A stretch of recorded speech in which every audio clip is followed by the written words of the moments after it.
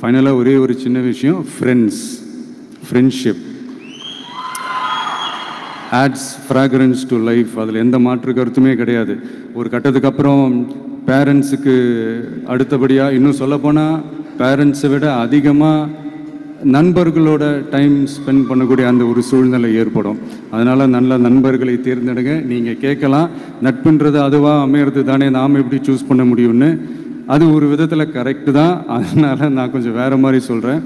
இப்போது உங்களுடைய இந்த நட்பு வட்டாரத்தில் இப்போ ஏதோ ஒரு விஷயம் தப்பாக இருக்குது அப்படின்னா, இப்போது அதில் சில பேர் இந்த தவறான பழக்கங்களில் ஈடுபட்டிருந்தாங்கன்னா முடிஞ்சால் அவங்கள நல்வழிப்படுத்த பாருங்கள். இந்த தவறான பழக்கங்களில் மட்டும் ஈடுபடாதீங்க, ஈடுபடக்கூடாது. நான் முன்னாடியே சொன்ன மாதிரி தான், உங்களோட அடையாளத்தை எக்காரணத்தை கொண்டும் இழந்துடாதீங்க. Don't lose your identity at any cost. இது நான் ஏன் இவ்வளோ வலியுறுத்தி சொல்கிறேன்னா, இப்போ ரீசெண்ட் டைமில் நீங்கள் பார்த்தீங்கன்னா நம்ம தமிழ்நாட்டில் இந்த போதை பொருட்களுடைய இந்த பயன்பாடு, அதெல்லாம் முக்கியமாக யங்ஸ்டர்ஸ் மத்தியில் ரொம்பவே அதிகமாயிருச்சு.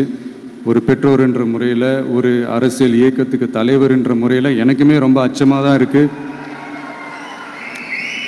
சொல்லலாம், இப்போ இந்த போதை பொருட்கள்லாம் இதெல்லாம் கண்ட்ரோல் பண்ணுறது அரசோட கடமை, இதெல்லாம் யங்ஸ்டர்ஸை இதிலேருந்து காப்பாற்றுறதெல்லாம் அரசுங்களோட கடமை. இப்போ ஆளும் அரசு அதெல்லாம் தவற விட்டுட்டாங்க அப்படின்றத பற்றிலாம் நான் இங்கே பேச வரல. அதுக்கான மேடையும் இது இல்லை. நான் என்ன சொல்ல வரேன்னா, சில நேரத்தில் அரசாங்கத்தை விட நம்ம லைஃப்பை நம்ம தான் பார்த்துக்கணும், நம்மளுடைய சேஃப்டியை நம்ம தான் பார்த்துக்கணும். ஸோ உங்களுடைய செல்ஃப் கண்ட்ரோல், உங்களுடைய செல்ஃப் டிசிப்ளின் அதை மட்டுமே வளர்த்துக்கோங்க. Say no to temporary pleasures, say no to drugs. எனக்காக இது ஒரே வாட்டி ரிப்பீட் பண்ணுறீங்களா? Say no to temporary pleasures,